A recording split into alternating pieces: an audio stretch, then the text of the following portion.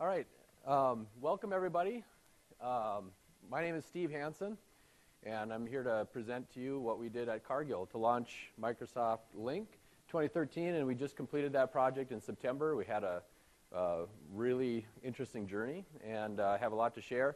This presentation is meant to be a 200-level course, so we've got some technical people here in the front from Cargill. There's some technical people in the back who helped us implement, and so feel free to ask questions, and we would like this to be fairly interactive. You don't have to feel like you're interrupting us. I think we left about 15 minutes for Q&A at the end, but if you've got a specific question you'd like to interject in the middle of the PowerPoint slide, then we'll have you come up to the microphone here and ask the question, so make sure we get it on the recording as well so other people can enjoy it later on. And so without further ado, the first I don't know, 6 or 7 people who ask a question, I'll hand out this free $10 off Skype telephony, and so feel free to win something in your first customer session. So my name is Steve Hansen again. I am the manager of Lync Solutions at Cargill, and so my team and the represented here rolled this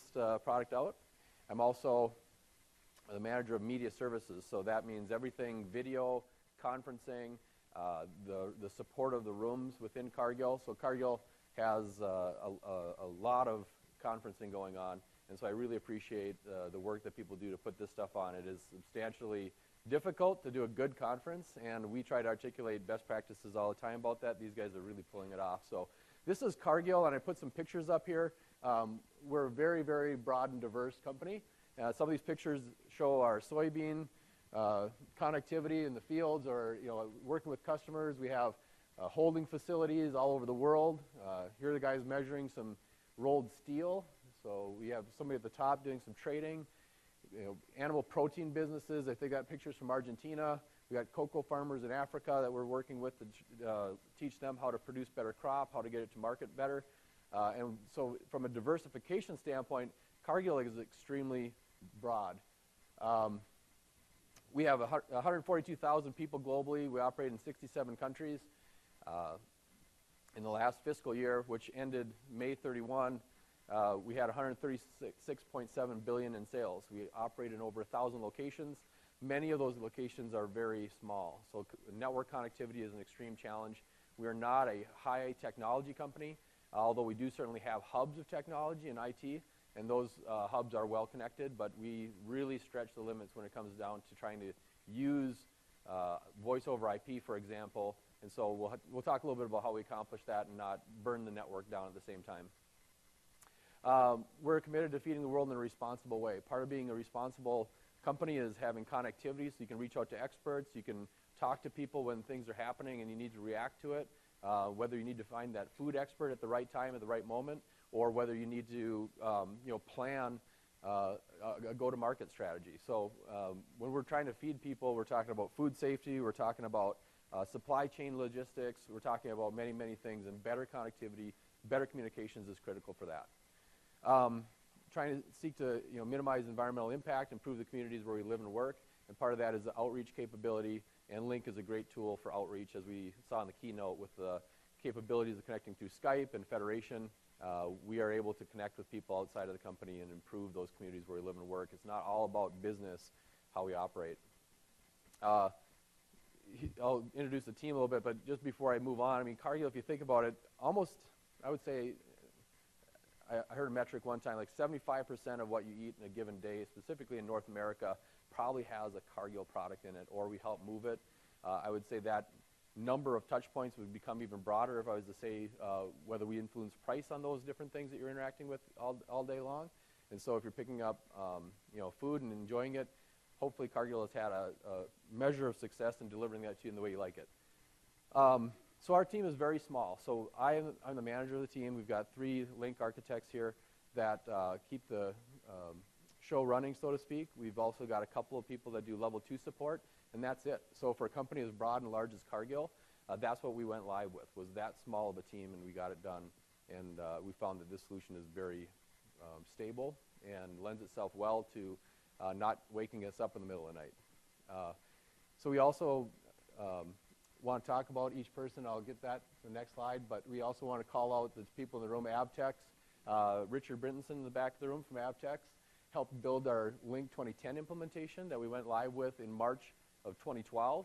And we replaced a load of same-time product that was used for instant messaging in Cargill globally. And really the stability of that platform gave us the street cred, so to speak, within Cargill to go on to that next phase, which was Lync for conferencing, rolling out 2013. And that's where we found Proficient. Jason Sloan in the back of the room, and there's other Proficient representation. He snuck up here. Other representation in the room from Proficient. It's top-notch organizations, and these guys are extremely smart. Came in and took a very complex company and complex requirement and brought us live. And again, since we went live in March 2012, we have yet to have a major critical incident that caused significant downtime, which is amazing on an on-premise, full on-premise deployment. We'll talk about the number of servers is fairly complex, but the resiliency and capabilities of it have kept us live and up and running since day one. So who's here today? So Joe Millage is here, primarily responsible for the voice components of our implementation. Also works heavily with quality of service and call admission control with our networking team. Has a background in a number of voice technologies, been with the company a long time, has kind of really owned the voice rollouts within our food platform for a long time, and now he's part of our team and has really learned the Lync product, obviously. He's also the owner of Thunder Country, Kick 96.7 FM in Iowa, so if you're ever driving through and you want to listen to some good country or stream it on the net, he would love to have you do that. Yeah, download the app. We also have here Brendan Anderson. Brendan is primarily responsible for our client space, our support, end user experience. He's been a member since August 2012. He's also perhaps Minnesota's best known Jack Sparrow impersonator. He's hired by the Minnesota State Fair, and he really pulls it off, so feel free to ask him about that. He's got, yeah. And Matt Ernest. Matt is the architect responsible for our core, so our servers, our connectivity to the network, DNS, all sorts of things that keep servers up and communicating. So those three people kind of bridge each other well, but in terms of specialization, that's how we decided to design the team. Matt also has traveled and helped support the Pro Bowl the last 7 years. So I just got back from Hawaii, and now he's in Vegas. Guy lives a blessed life. So where were we and how did we get here? So back in 2008, Cargill had a fairly diverse set of technologies that provided our collaboration capabilities.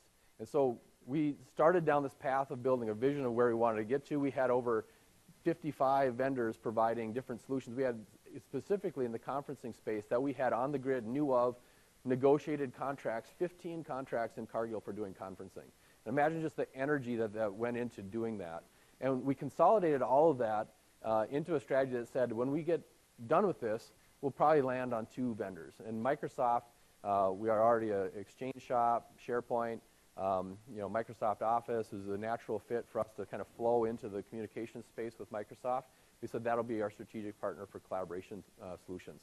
We've got a very broad deployment of Cisco telephony, and so we decided that we aren't going to be displacing and ripping that out. We'll get the value of that investment. And so we've worked in this hybrid environment for quite some time, and I've learned a lot about trying to do that and do it well. So directionally, we want to make sure that we had people capable of communicating across geographic distance. We had a lot of diversity and language within our company, with a company that size, and just being able to have one solution integrated, click, click, click, all through the different modalities, all the ways up to video. We thought, let's put that in one stack. And so where have we gone? So then we said, let's try it out. We, like everybody, were impacted by the economic fluctuation that had happened, and Cargill was not immune to that. It was very difficult to get a greenfield IT project off the ground during some of those time frames within 2009, 10, and 11. And so we had some executives went to Microsoft, and they said, tell us about how you can help. And they said, you guys are missing the boat on the unified communication thing. And we said, we know. And so a good partnership was developed between Dell, who we have strategic contracts with, and Microsoft to build a lab environment. So this slide just kind of graphically says we had a pilot.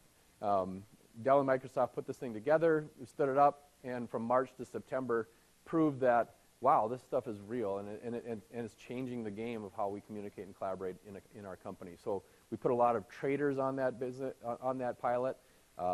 They have a need to communicate immediately, fast, and often. We put executives on that. We put just, Joe Schmo, and we said, how did it work? And basically the response was, from my cold, dead hands, will you ever rip this away from me? And so we said, okay, let's go into the project then, and we got approval. And from there, which was June 2012, we launched, the Lync 2010 environment, instant messaging and presence. Very stable, had about 25,000 active users. In September, we started in earnest on the phase 2 project, which we said will bring us conferencing, voice, and video. We did a lot of work up to the point where we said, okay, this thing's going to actually happen. We're going to go live.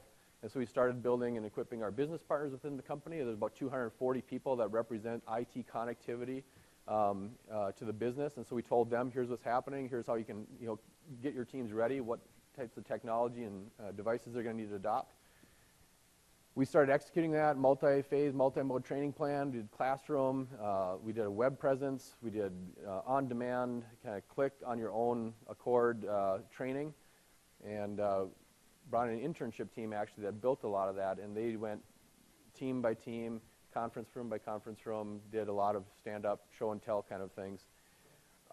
Meanwhile, we were building it and got ready to pressure test it. In August 2013, we did a fairly large add to our pilot environment, got it staged up to about 3,000 people, and we confirmed that, yes, it's ready to go. And that's when we went live. So very recent in our history, we went through a monster project and went live, and so far, so good. So before I get too far into it, how has it changed the way we work? I would say that Lync is doing what we thought it would do. It's giving us work flexibility. I've had people talk to me, just randomly they'll connect with me and say, wow, this has really changed my ability to work from home. We've had people on medical leave, pregnancy, where they had to stay at home, but they couldn't come to the office, and they were able to stay connected. Global cotton business, our global cotton trading business, operates and originates source material from 40 countries, pushes it to 20 others, and they operate in places where there's very low connectivity. A lot of places in Africa specifically have very challenging telephony situation, although their internet connectivity is often good. And so using Lync and being able to communicate across that continent has really brought those people together and allowed them to operate like one connected company. We've got acquisitions. People called me up and said, hey, at dinner we were talking about how Lync has really helped us build connections. We acquired this company and bang, right away we can talk to them on the phone, we can do video. We feel like we're building partnerships.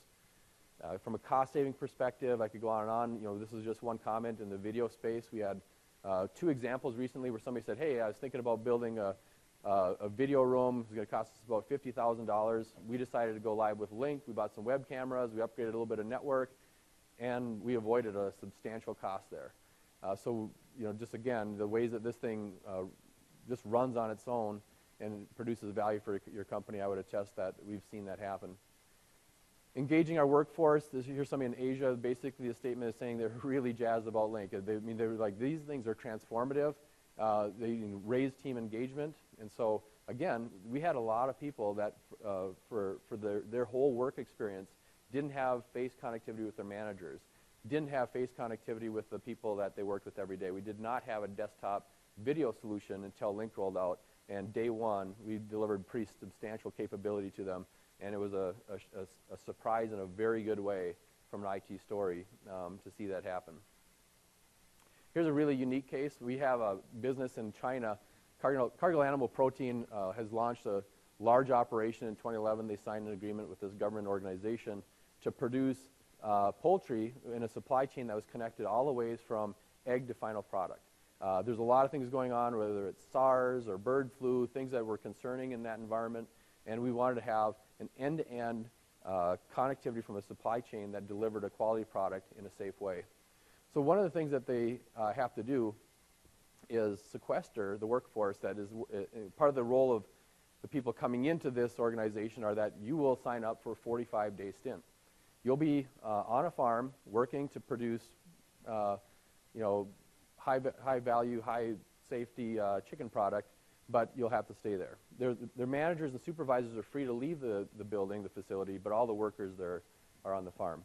And so connecting with them and staying close and staying engaged and knowing what's going on, they were struggling with how we were going to do that and attract a good workforce. They came to us and said, hey, we're just going live with this operation. Can we use Lync? And we were kind of like, well, we're kind of trying to launch our project. We had a lot of things going on, but we said it sounds like a really compelling use case. Let's do that. And so here's an example where the business unit leader was giving a award. The people on the farms were able to participate, watch that event live as it happened. They were able to have people walk up to the screen, talk into the web camera, and interact with those leaders. Over the Chinese New Year, we had people hooked up, and if you see, I don't know if I did a good enough job, but up here you can see things circled in red. There's a little hockey puck speaker, and there's a web camera tied up to that pole there. And so these people in the farms were sequestered again, but they had their own Chinese New Year, and were able to watch the actual event going on, and they would walk up to the web camera and to the speakerphone and interact with people. It was extremely engaging, and this is the kind of thing that is really compelling. You do this kind of stuff, and this is why you do IT, right? This is why we're in this industry, in this business, but you can't do it unless you have the business case. So to get to the fun stuff, how did we convince people that we wanted to have Lync at a reasonably substantial cost deployed in the company? We said we want to have no one-size-fits-all solution. We had a number of solutions where we're kind of like, well, use this, and this is what's approved in Cargill. It happened to be fairly expensive in many cases, whether it was just the video or the types of telephony or the types of conferencing we had. We had one flavor. We said, let's give another flavor out there and give people a managed choice. So we said, a lot of the places where we'll find value immediately to pay for this project will be these small, low-risk meetings that happen. And we started modeling where we'd find that, and we found there's a substantial amount of money. If we just let people use it for their team meetings, we'll displace enough cost to justify the project. We also said from a capability standpoint, we didn't have any desktop video, as I mentioned. We started talking about travel offsets. People are like, yeah, is somebody really not going to travel? Or if the plane, is still taking off, are you really saving carbon? We had a lot of that pushback. We tried to say, well, this is green. People don't have to travel. But really, we've started to see that materialize as well. We've had examples where people might have taken 4 trips. They've taken 2. They still want to have that face-to-face capability, but video is good enough to displace a good portion of it. Mobile devices, in Cargill, we had BlackBerry. We had very limited capability on a mobile phone. We just started a mobile iron project, actually, that got some people calendar and email. But for the masses, if you weren't subscribed to that, and there was only about 2,000 people that had that, you had basically a telephone, right? So when we went live with Lync, all of a sudden, boom, you had conferencing, you had video, you had voice over IP, you had a lot of cost offset happening there. Connectivity with third parties, customers, suppliers, all the things you guys all know about Lync. And essentially, it aligned to Cargill's strategy. We wanted to be the partner of choice. And to do that, you have to be online, ready to take the call when your customer or vendor or partner needs you. And so those were the things that people got interested in when we showed them that could be done. And we started saying, okay, here's where we'll find the opportunity to save the money initially. And the easy kind of place to look was in the conferencing space because, like I said, we had one solution. And it was, a very high-quality solution, but it had a price point that even at a very low-risk, again, meeting or internal team meeting, we were taking cost on that we probably didn't need to. We segmented that and found that even within the IT organization, highly capable people in terms of technology adoption, we were consuming about 21% of that spend.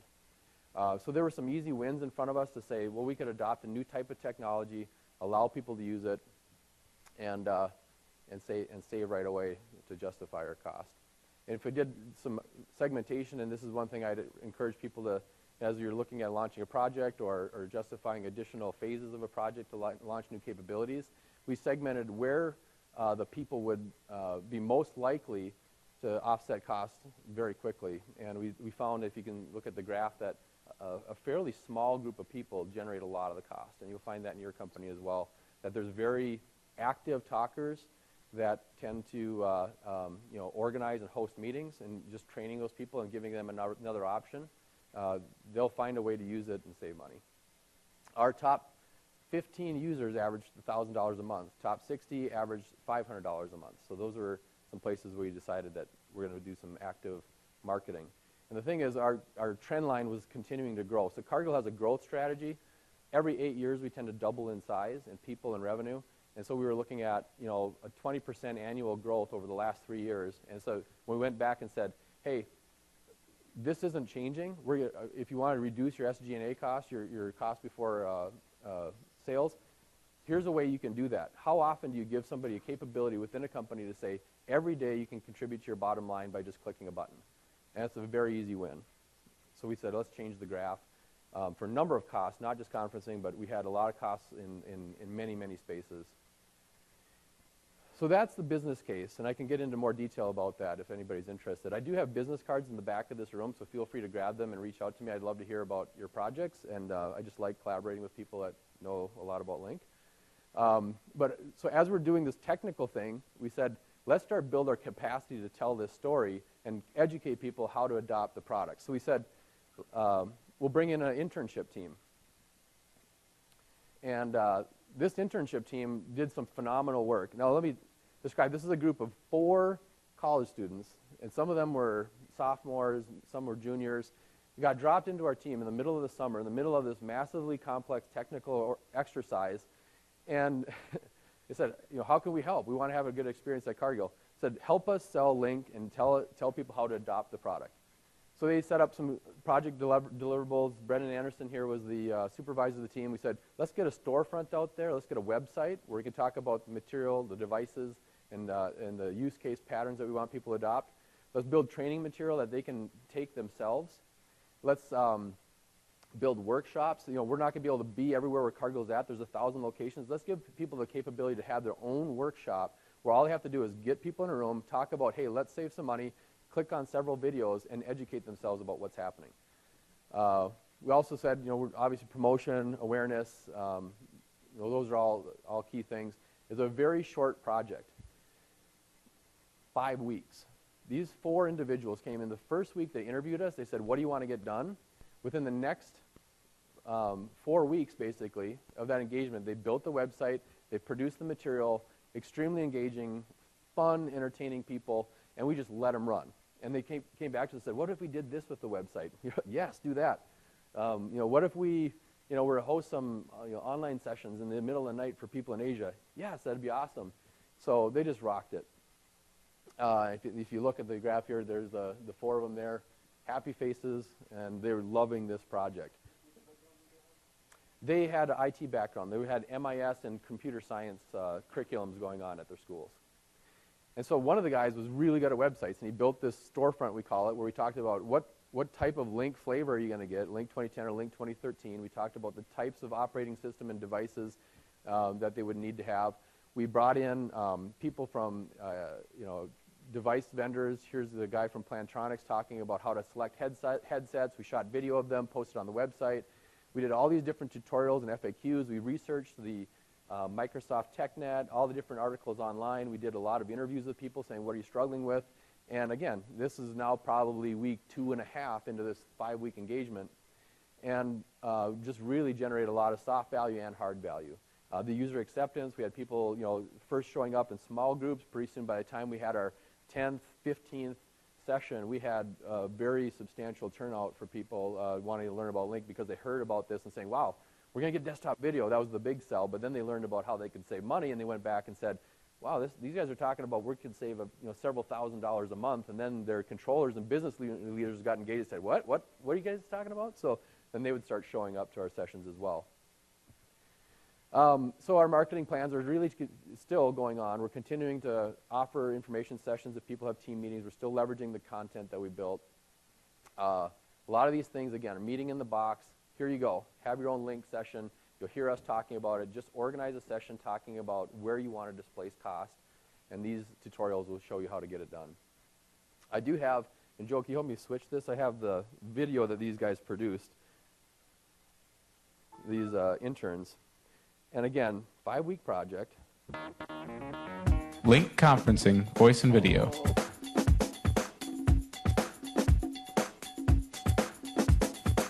For the first time ever, you can turn a chat session into a virtual meeting.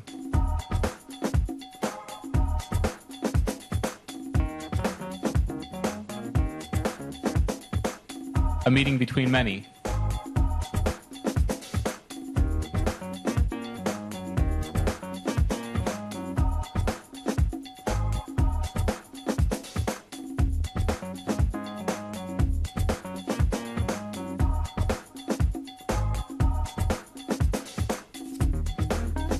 A meeting across borders. All on Cargill's internal network. Lync conferencing, voice and video, a better way to connect.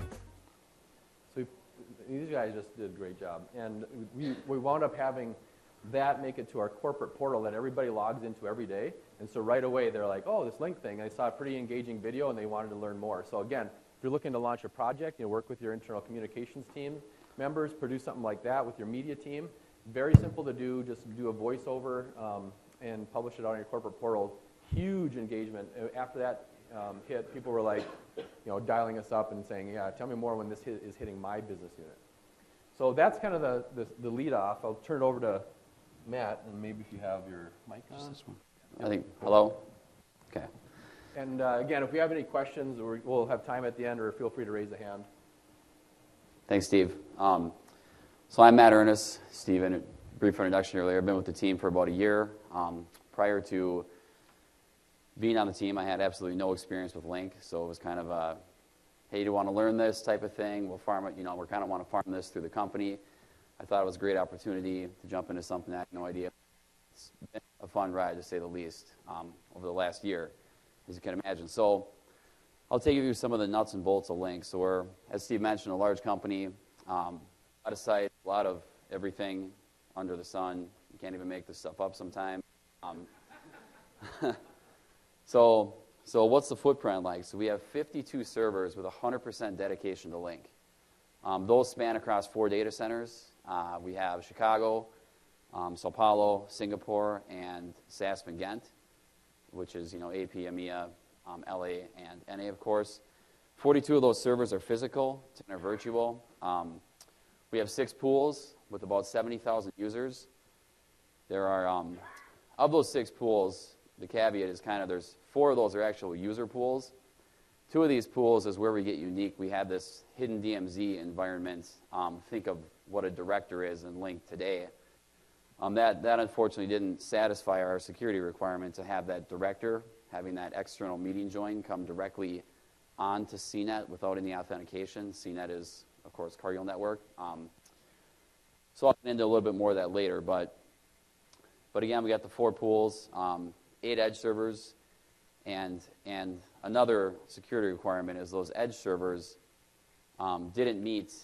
Well, we needed a way to block denial of service and force TLS authentication on those, and we actually procured a product from a gentleman in the back of the room here, Rui Maximo, from the company Lync Solutions, and we have a security web filter installed on all those edge servers, as well as 2 TMG servers. And that's working well and satisfied the requirements and et cetera. So we have 12 GoDaddy certificates in our deployment. I mean, one cert alone has over 70 SAN entries. And I know Jason Sloan, who helped deploy Lync, that is one insane certificate, to say the very least. And we do have to go to a Publix. We do have to have public certificates based on our lack of PKI. We're still working on PKI at Cargill, and once we get it, we didn't have a PKI infrastructure when we started. Right. So, 50 roughly SIP domains, and then of course we have full DR functionality as well in there. So, back to this whole funky director role deal. So, due to an internal security requirement, we're not allowed to use traditional directors specifically. We're not allowed to have that anonymous conference join authenticating on our network. So the solution, which was actually developed in-house at Cargill from one of our main kind of infrastructure, IT kind of gods, if you will, he said, hey, could this work? essentially. Just threw it out there. And Microsoft at the time basically said, we don't know why it couldn't work. So this thing was born at Cargill, and this is a very unique situation. And again, Jason coming in, hey, guess what? You're deploying Lync 2013, which he's done I don't know how many times prior to that, but this is what we're going to be doing at Cargill. And kind of like, Lync Certified Master, I don't know what you guys are smoking, essentially, for lack of a better term, but it all worked out, and just 12 cigarettes. Yeah, there you go. So what do we have? We have 2 hidden DMZ front-end pools, 1 per hemisphere site. We're east, or we're NALA on the west, APA on the east.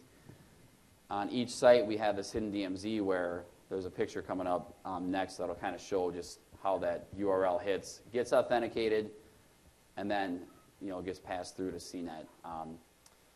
So each hidden DMZ contains a pool with 2 front ends in that pool, and then 2 SQL servers and mirror. This resulted in us building an entirely new VMware environment. What happened basically is Cargill's always had this demand or this potential.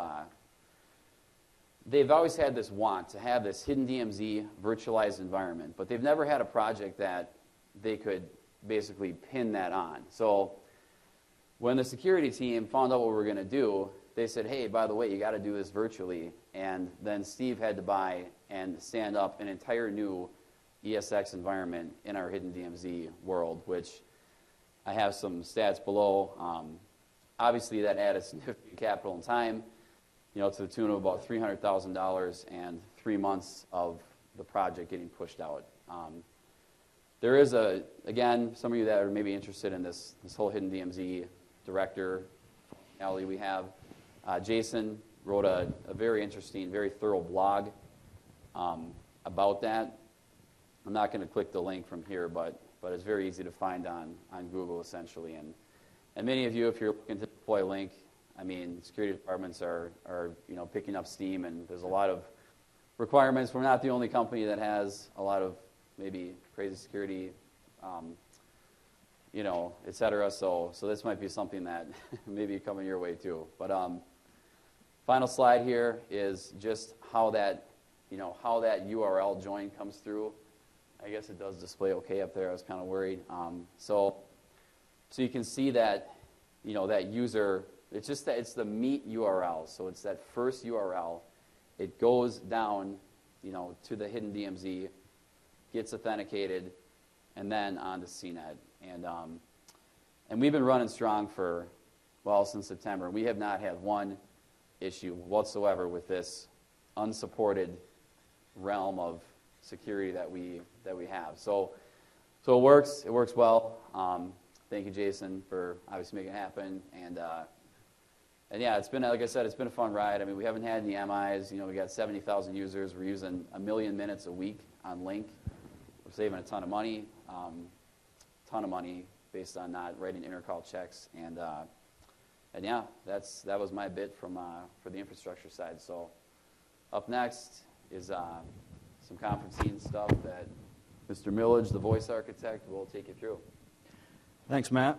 And I would also just mention that we don't have any users home to that pool. The hidden DMZ pool, there are no users. It's just for that external authentication. So when Steve sent us the email and said, send us your shirt size, I was kind of excited. I was going to get a speaker shirt. And we found out yesterday that only the main speaker gets the speaker shirt. So I was a little disappointed until I found out that the color of the shirt is called Harvest Grape. So I was okay. So here you have a little bit of Harvest Grape on the slide. So you are probably going to be familiar with the same challenges that you're having in your organization that we had or are having in our organization in terms of dial-up for the conferencing. Again, we went live with conferencing September 26th. And as Matt just mentioned, in January we had 3.64 million minutes of Lync conferencing. A lot of that's coming through dial-up access. So our challenge was we could not replicate the same global footprint that our existing provider had. And we were not scoped to be able to do that either. So we didn't have a silver bullet global service for dial-up, dial tone, or PSTN access. But what we did do was we set achievable objectives, and we said, okay, for year one, because we're trying to pay for our project in year one by knocking off all this third-party conferencing, let's just do the 80-20 rule. Let's put dial-up conferencing and dial tone in our data centers where we'll have the front-end pools and go after where our biggest hot spots of users are going to be in those areas anyway. So let's go after that year one. Cargill is not a big SIP trunking user yet. We're pretty behind in that regard, so we're using traditional PRI, PSTN services. And then year two, let's evaluate where are our pain points? Where are users struggling to get access? We do have the dial back feature, but still, if your headset adoption is not where it needs to be, and if you've got some users that really need to get dialed in from a cell phone or whatnot, we will look at those year two, year three, and on out and put additional gateways out there, unless there are some additional services or offerings that are coming out, which I know we heard a little bit about this morning. So what we did for year one, we installed 10 audio codes, median 1,000 gateways. Again, these are located on the same LAN segment, essentially, as our front-end servers. And these are in our DC locations. And to save cost, we hung off our Cisco gateways. Cargill's got about a 30% exposure in terms of Cisco telephony out there. And fortunately, in all of our data centers, we happen to have those Cisco resources. So rather than purchase a PRI from a phone company and bring all that in, plus you have a tromboning type effect where your calls are going out Cisco and then coming back in through the phone company, this just made a lot of sense. So we hang off of Cisco gateways and have the dial tone services in that way. Here's a little diagram that shows what we did in our data centers. We put a pair in SAS Van Ghent. We actually do use a SIP trunk there because in the case of SAS Van Ghent, we didn't have co-location of the Cisco call manager in the same location as the gateways. They were in two different buildings. And obviously, we had some distance limitations with PRIs. Yes, ma'am? Where is SAS Van Ghent? It's in the EU. Belgium. Thank you. And but in all the other locations, we just use traditional PRI services, a pair in Singapore and a pair in Sao Paulo, one in Cobham because we had a Metro E connection here from our front ends in SAS Van Ghent. We have a large office in Cobham and a lot of conferencing users there. And with the Metro E, it seemed to make sense. We tied into the PBX there. And the only place really where we didn't hang off of Cisco gateways was in Elk Grove, which is Chicago. And we just brought in services. And the reason is because we didn't have Cisco services in that particular data center. So dial-up access, we also do some least cost routing in some cases for the dial back. But we have a long way to go with regard to that. Steve talked earlier that a lot of our locations are in remote areas, and those remote areas don't have very good bandwidth in many cases. So we employ CAC. And when you have 1,000 locations and several thousand subnets, you go crazy with CAC. So crazy that we just called it AFCAC. So I know you guys want to say it. So on the count of three, we're all going to say it. 1, 2, 3. AFCAC. Very good.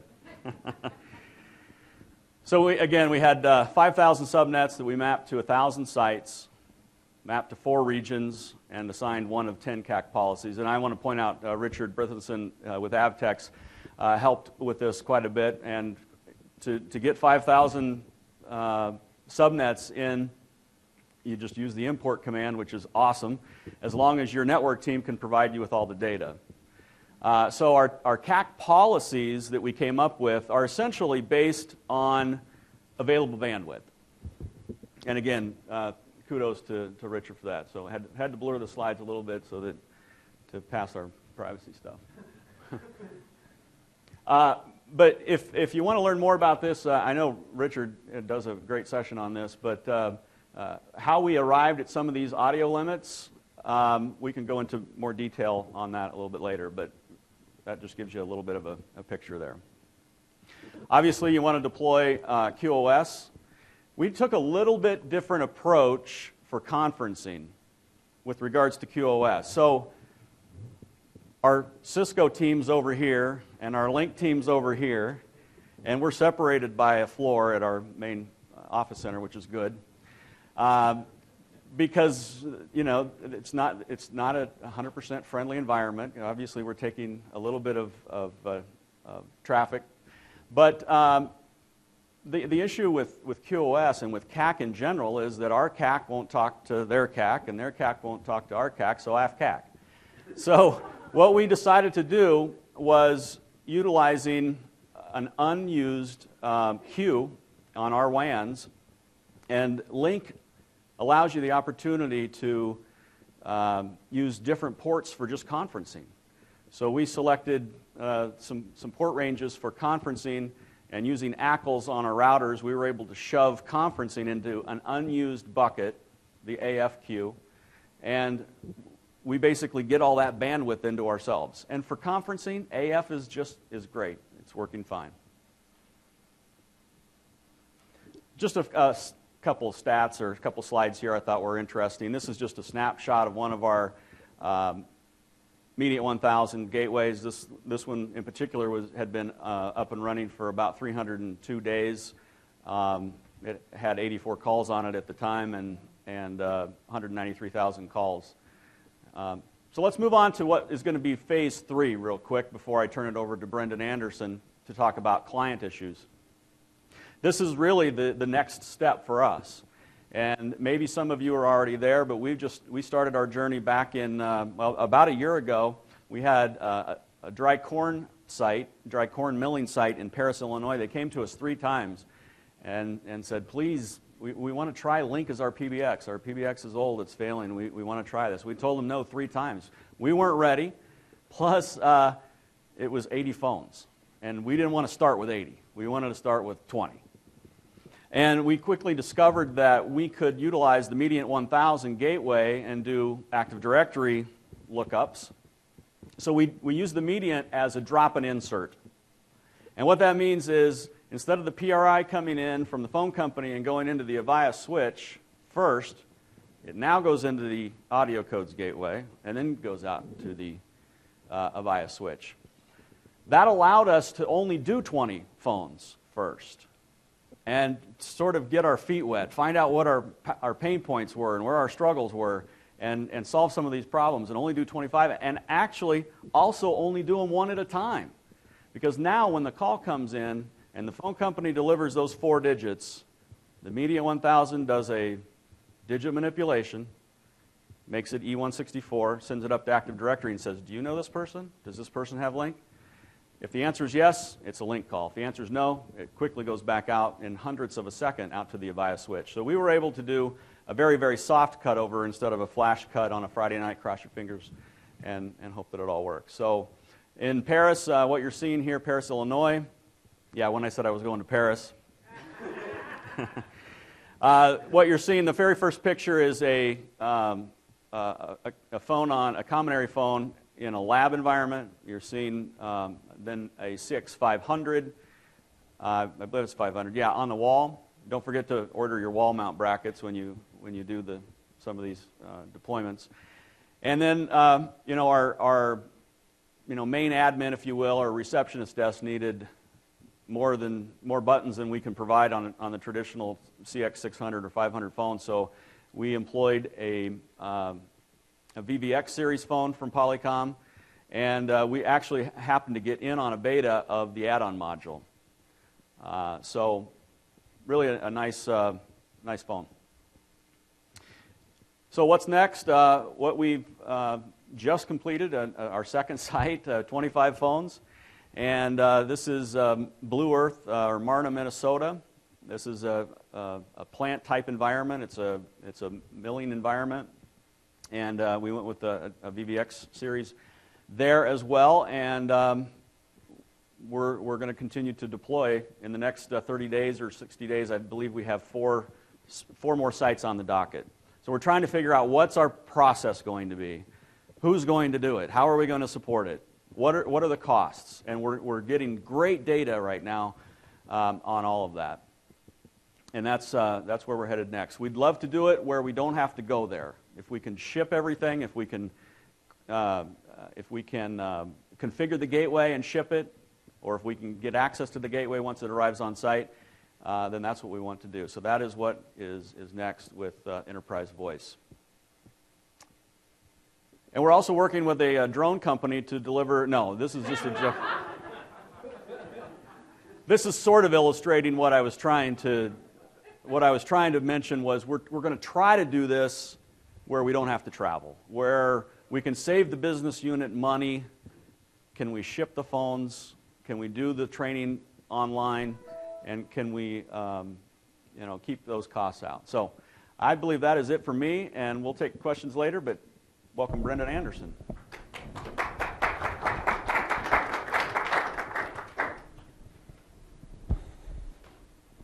Hi, my name is Brendan Anderson. I've been with the Cargill Lync team since about May of 2012, and I've been specializing in some of the end-user client issues and discoveries. Just get a survey from the room. How many are running the Lync 2013 client right now? How many are in a hybrid where they're running Lync 2010 and Lync 2013? A couple. Anyone on anything older? Okay. How about Office? What level of Office are we? Office 2010? Office 2013? Hybrid of both? Okay. All right. So, when you're evaluating whether you want Lync 2013, if you want to distribute Lync 2013, the things that the customers usually get excited about are tab conversations. I'm having a hard time seeing this. Persistent chat, spell checker, and cosmetics. Oh, it's right there in front of me. I'm like, oh, I'm going to do this all the time. One of the things that we weren't, for Cargill, we weren't ready to roll out all of Office 2013. We have a lot of interdependencies and third-party applications that interface with the Office engine. And we weren't ready to go there quite yet. As probably most of you know, Lync 2013 is available as an individual product for installation for volume licensed customers. However, you want to when you're constructing the package and running it through the OCT, you want to be very careful about what additional components you choose to install or not install, because if you make the wrong choices, you can break things like the Windows search in Office 2010. Some features in Lync 2013, like the spell check feature, get challenging to working if you just install Lync 2013 and not the entire Office 2013 suite. And you want to carefully evaluate your installation base. It may be more painful for you to be in a hybrid environment where Lync is at 2013 and the rest of the environment is at Office 2010 versus having the entire client at an Office 2013 level.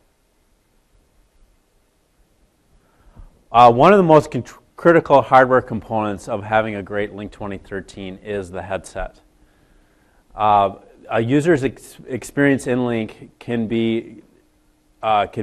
they can evaluate the entire experience based on the quality of the headset. That's what we have found. You want to make sure that the headset you get for your users are a USB certified Lync headset. Cargill has invested a lot in Plantronics headsets, and you want to make sure that it's the Class M model. Headsets, the little headsets that come with your iPhone, they work, but they're really not recommended for a corporate environment. Don't let the user get away with using integrated speakers and microphones on their laptop for the audio experience. That cause distractions, and there's a greater chance for audio and audio degradation issues. So don't let that happen. And make sure that the device that you choose, make sure that that's set up as the default communication device within the playback device tab in the Windows Sounds Control panel. Anyone in the room also have users that are running Cisco IP Communicator? Okay. So, as you may have discovered, there are challenges in getting everything to work right, especially when you want to have the same headset that can toggle between both environments. This is what we've found. If you have CIPC in your environment, make sure it's at 8.6.3 or higher. And we have found that Lync certified headsets work just fine with both Cisco IP Communicator and with Lync. We initially had a lot of non-M Plantronic headsets, and they caused a lot of problems with us. So we got rid of all those, and we're just going with Class M headsets now. You guys roll it out as an IT department as a whole, business group kind of gets to pick their headset. Oh, that'd be great. No, fine. All right, sorry. That's So does each business group pick their headset from like a website a la carte, pay for them separately? Did you mandate it with a Lync rollout? Yeah. Do you want to maybe answer that? How users can pick their headsets? Is that? And how did you mandate it? Right, you're going to get Lync. You must buy a headset. Business group A, that sort of thing.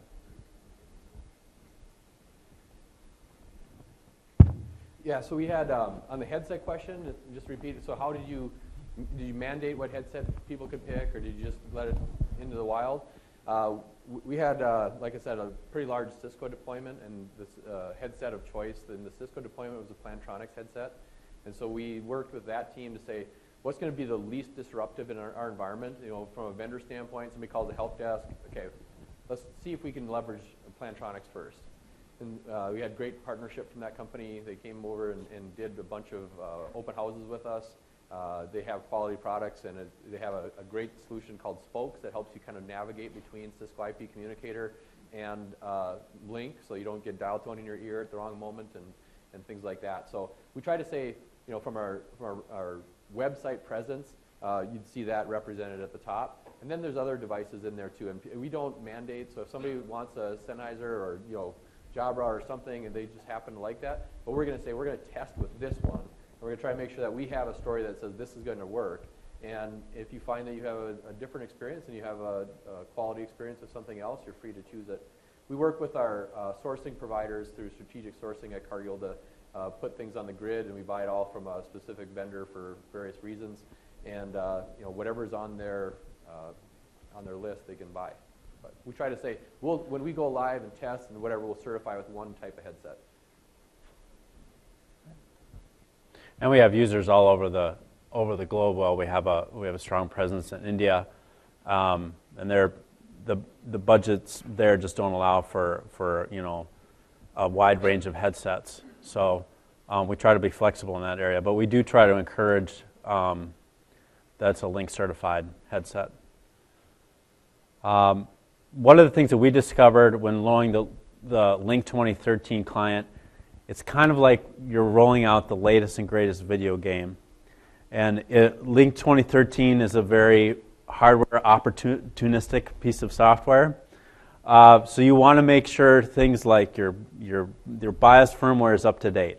You've got the latest and greatest audio driver, the latest and greatest video driver, because Lync uses those things a lot.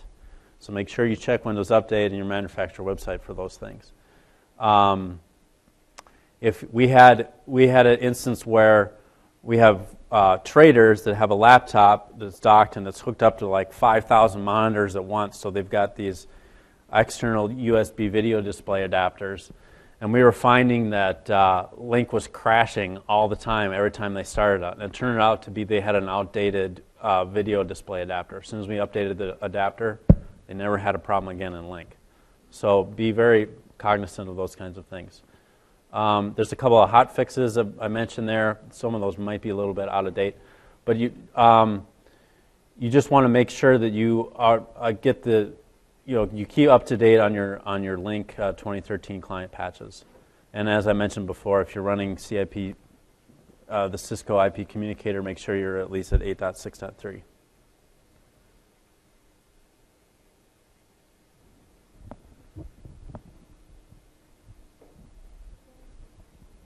Yeah, and if we could, yeah, the microphone here is hooked up so that it catches the recording. And again, we have these free Skype $10 cards, so if you ask a question. Oh, wait a minute. we only have a few left, so you might want to get your questions in early. I asked about Belgium. I don't know. So we have Lync 2010 deployment, and we should be going to 2013 very soon server. But we have a mix of clients, 2010 and 2013. Right. Now, have you ever seen that, you know, a certain version of client, like subversion of client, has better quality compared to the other version of client? Because we have seen from time to time people complain about audio quality issues, and I'm trying to see if that is related to the client version which is installed. The Lync 2013 seems to be a little more sensitive than Lync 2010. You want to to say it another way, Lync 2010 is a little more tolerant of outdated drivers than Lync 2013 is. So if you're that might be where you're seeing the issue. Like we saw that a lot where someone had Lync 2010 and it worked great. As soon as we installed Lync 2013, the complaints just went through the roof, and they're like, "Please, can I have Lync 2010 back?" Well, once we addressed the PC health on the issue, making sure they had the updated drivers and things like that, those problems went away. When you say updated drivers, means the audio drivers. Audio drivers and video drivers. Okay. Yep. Thank you. Yep. Cool.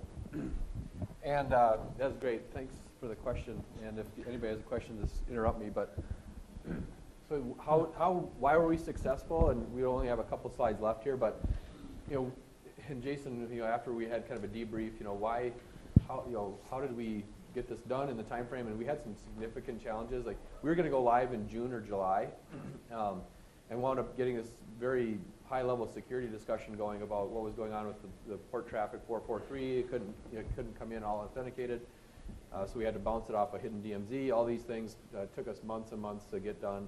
But what we did through all that is we hit the I believe button. We really got behind this product.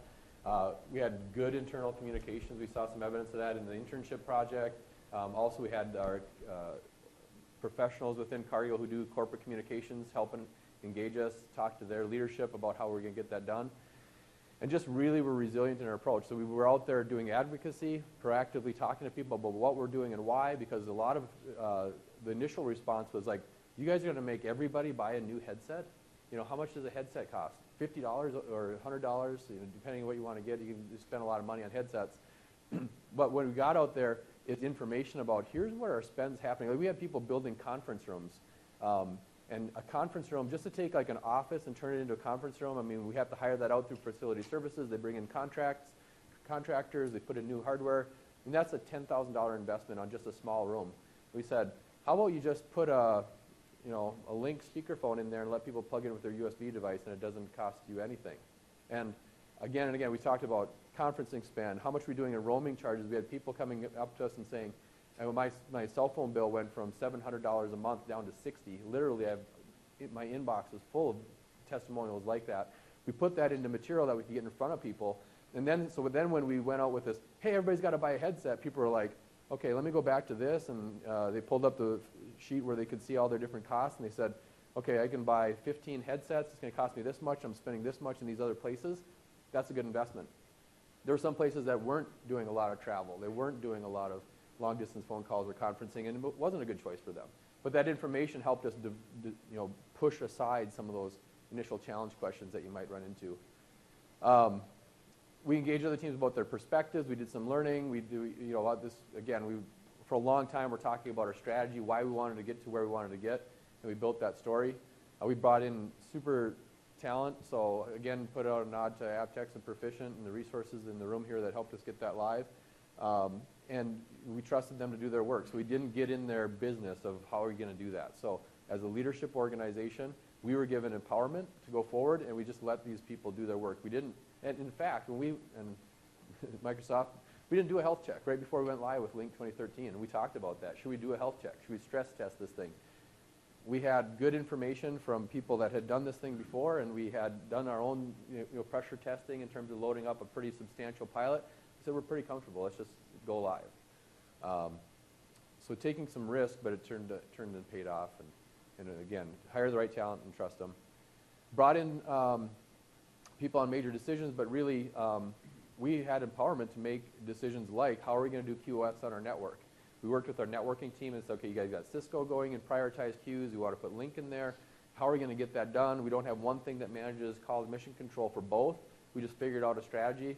We floated it up to some technical people, and pretty much they said, sounds like you guys have done your thinking, and go live. So the leadership said, we'll trust you guys as well from an internal Cargill standpoint. And again, some of the proof of having large pilot adoption and proving the business value helped us get to the place where they were pretty comfortable that we knew what we were doing.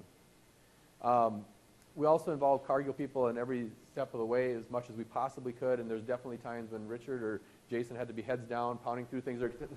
Back to, hey, we think this thing's going to work. You just come in and build it. In fact, this is the only way we're going to get approval to go live. We didn't have a lab environment. So Jason's like, okay, I'm going to lab this out. We don't have a lab environment. So I don't know, he's got it going on in his garage, but he'd go and Proficient, whatever was going on there, they come back and say, yep, that's going to work, and we'll build it.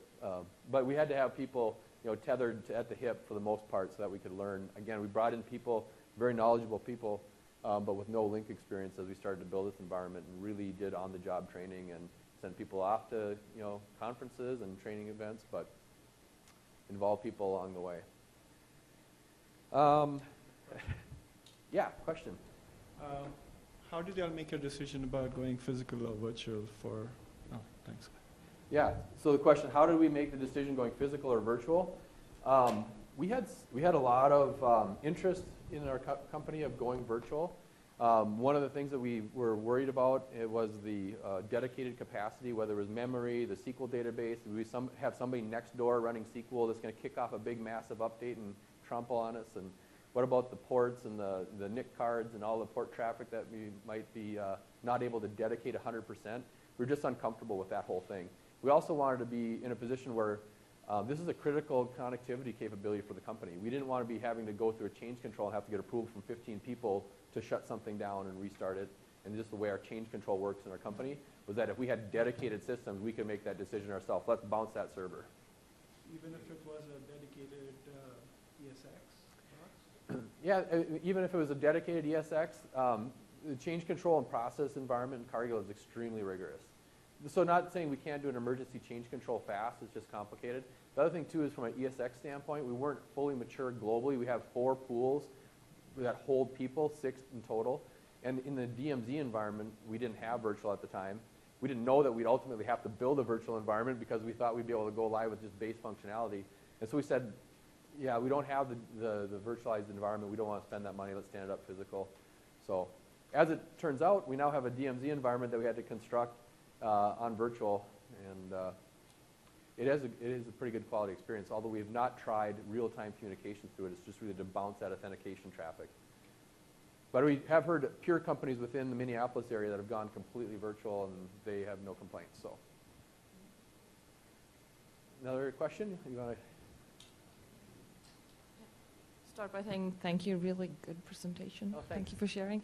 We went from 2020 to 2013 in June this year, and we're adding dial-out for everyone in Sweden. We're a global company with Sweden, 2,000 users in May, and then replacing the PBX in October. And I'm thinking, have you considered just not replacing the desk phone, instead just giving them a headset, saying that, okay, soft phone and headset, that's enough? Yeah, so I might need your help a little bit, Joe, but so we have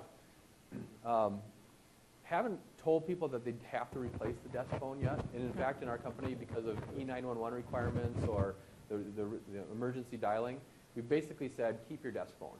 And we've given them the option to use a headset. And then as we go live in some of these locations, we're starting to give people a managed choice there, depending on if they're an E911 state or not, what the law says. But in those places where we can divert some costs to just headsets, we'll try to do that. But so far in our corporate environment and all of our other places, it's been pretty much keep your desk phone for now. and then we're going to kind of learn as we grow with the E911 stuff and emergency dialing. I don't know, Joe. Some of it's workforce related. So in some of our plants, they're common area phones, or they're maybe a plant type worker, shared phone, and so it's just. Yeah, for shared phones and Right. common area phones. Exactly. Yes. How about your mobile users? Do they have a desk phone and mobile phone? Yeah, the mobile phone is really a separate choice. So we tell people that maybe you can offset some cost by going all mobile, but we found that you need to have a pretty good connectivity. So 3G, 4G, LTE. We've kind of done some testing on that and gotten some feedback. And people have given us feedback that you better have 4G and better to get full capability through that mobile. Yeah, now phone. you're talking the Lync Mobile. I was just thinking regular, agreement PC. with the operator. No, just if you have a mobile phone today and you have a desk phone and you have your Lync phone, so then drop the desk phone. And Yeah, that whole total cost of ownership thing, right? So Yeah. you have all these different devices. You have a phone, a PC, a mobile phone. Can you drop some of them? We're starting to look at tablets. We're finding that people want more devices, and so we haven't had a policy that says move away from anything yet. We've just deployed new things into the environment and just see what's happening. So from a policy standpoint, we don't have the governance in the company to really say do that. So we're just trying to give people a managed choice and tell them, if you can offset some cost, more power to you, and we'll try to give you as much capability that lets you do that as possible.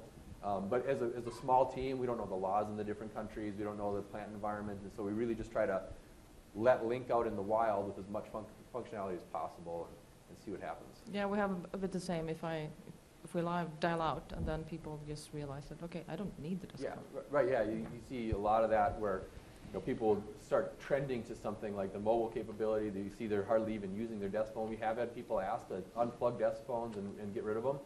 But again, so far we've been pretty hesitant to do that just because of emergency dialing. We just don't want to deal with that requirement yet. Okay, thank you. Uh-oh, she's got, now you get that. A little on the forward-thinking side. Any thoughts? Does your organization handle contact center? Right. So the Cisco, whoever's got contact center. Some places that when Cisco IPPBX, they still have a via contact centers. So what's the thoughts in terms of contact center and where that may be down the line? We're going after low-hanging fruit right now, which is not the contact center. We think that in almost every case, we can do anything that a Cisco IP PBX can do, or phone system can do. When the Cisco guys get on the phone with us, they're like, "Well, we use a port to raise a gate arm out of the front of the plant. What do you use to do that?" "We use an FXS port." "Oh, well, we've got an FXS port too." So it's very. There's total parity. Maybe the exception is contact center, but we're going after low-hanging fruit. We're going to try to do a lot of sites that are 25 users, 25 phones or less for now, and we'll see what happens next. I know we've met with Clarity Connect on some of their offerings, and they've got a really attractive product suite, and certainly Lync can do contact center with the additional services of somebody like Clarity Connect, and there are others out there as well. And the last card. But it doesn't mean you can't ask questions. My question's in regards to these small areas that you're doing, so where it's 25 users or less. Are you taking the phone system out, or you're just giving them Lync phones? Phone system comes out. So are you doing SBAs at those locations, or what are you doing for survivable branch? Or really, are you backhauling all of the SIP back to Minneapolis and going out that route? We're using local gateways for some of these sites. If we think that it's critical, and if the business wants to spend the money on an SBA, we'll put an SBA in. Paris, the first example that I showed you, has an SBA, local gateway, local PRIs coming in. The Marna site, 20 phones. We did a local gateway, media bypass, and so yeah, if the WAN goes down, there's no Lync. Yeah, good question.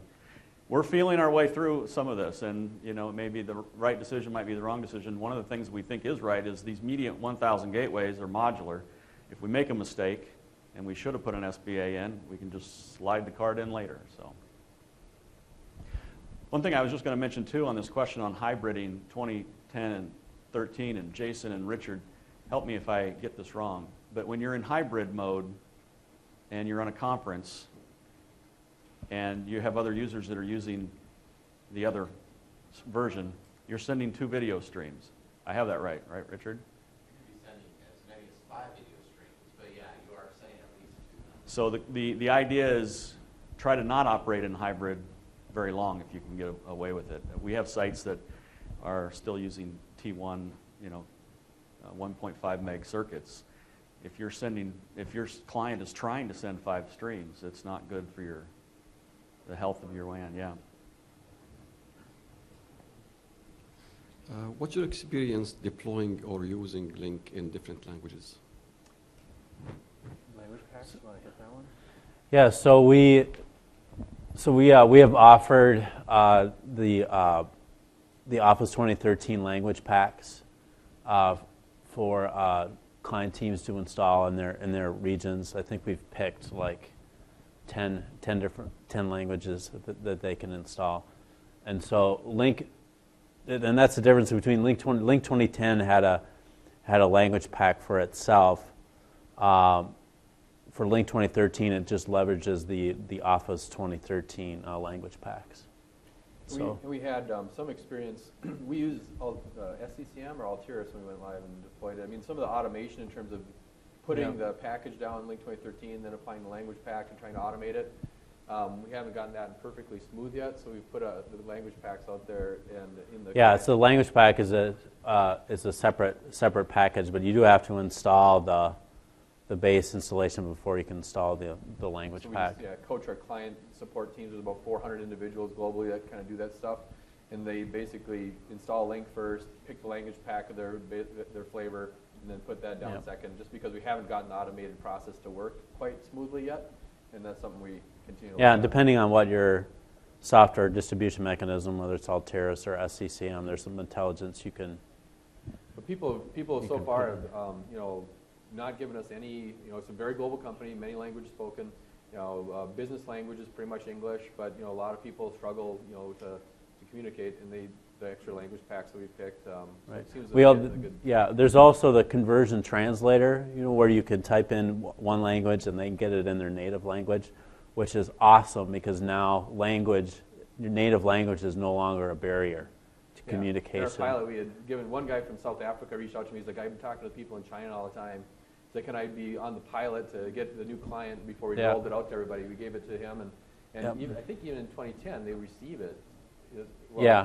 And it's very empowering. Suddenly you're having conversations with people in the company that you never would have had conversations before with because you weren't speaking the same language. That's no longer an issue. And we're getting good feedback that it's the Bing Translate in the background is a very good job with that. Yep. All right, I think we're close to the end of time, but I did want to have one opportunity for you guys to see Brendan in full regalia. And I'm just going to ask you, so what would a pirate think? In Lync 2013, you will find you're winning your sales and navigate the high seas of enterprise communication and collaboration. Savvy? All right, thanks for coming, and we'd love to talk more with anybody. So.